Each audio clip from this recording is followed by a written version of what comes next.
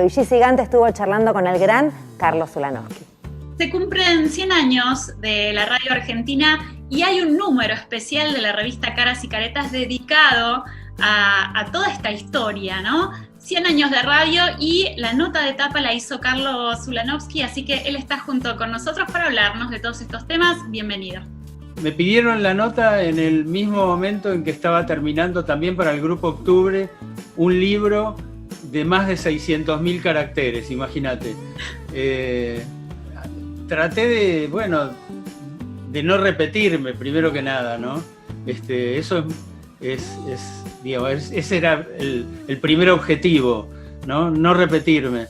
Y sí, desde ya que primero que nada hay que hablar de esos 4 tipos que de la nada crearon algo que es tan importante para todos nosotros, ¿no? Bien, esa primera transmisión fue de ópera, ¿no? Y vos mencionás a Susini, lo describís de alguna manera como un hombre renacentista. ¿Podés contarnos un poquito acerca de eso? Bueno, Enrique Telemaco Susini era médico, recibido de médico. Los otros 3 locos de la azotea eran estudiantes de medicina. Uno de ellos era el sobrino de Susini.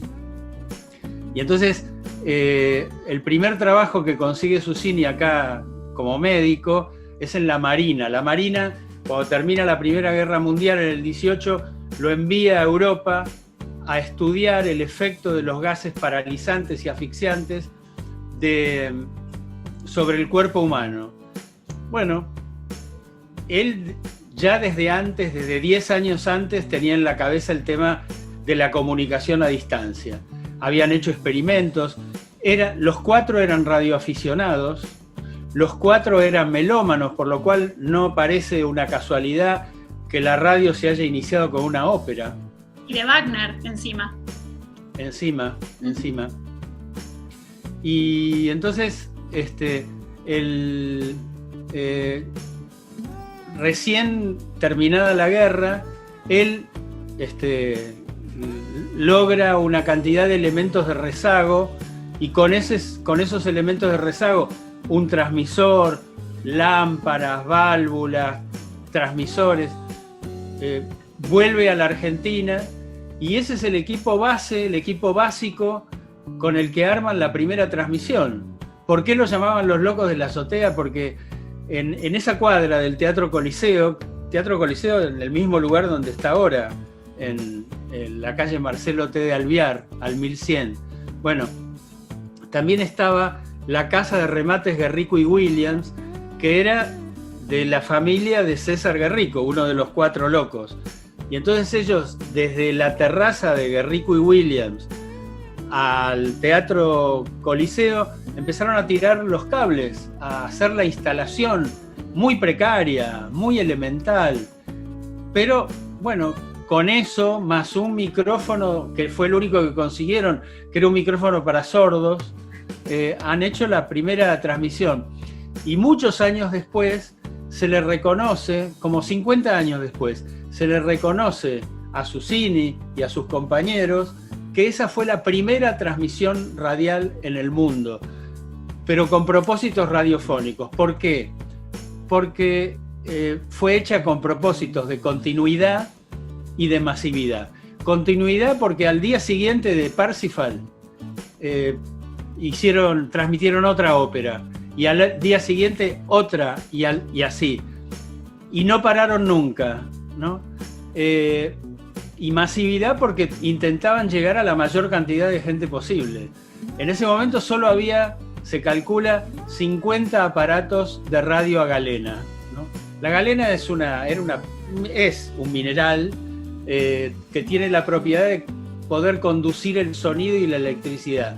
Y entonces las radios a galenas tenían un elemento que se llamaba bigote de gato, que raspaba la galena y con eso generaba el sonido.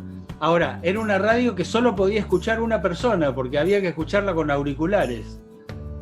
Varios años después, como 4 o 5 años, empezaron a venir las radios con bocina incorporada, que eran gigantescas. Después, años después,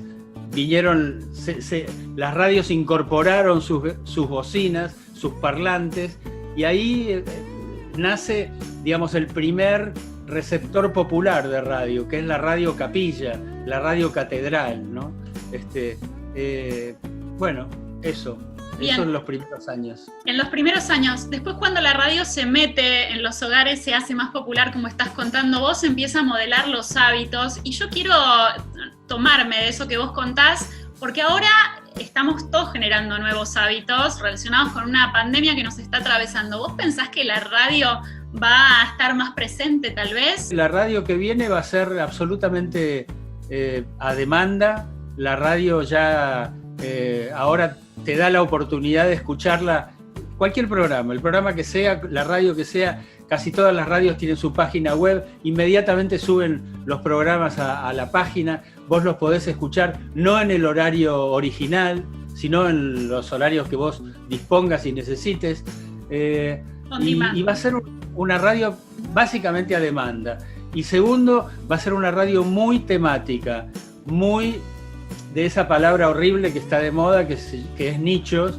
Es una radio de intereses particulares, ¿no? De intereses muy precisos. Vengan los podcasts, venga la radio del futuro, pero yo lo que creo es que la radio de autor, la radio de los inteligentes, no sé, pienso en Dolina, ¿no? Esa radio mata multiplataforma.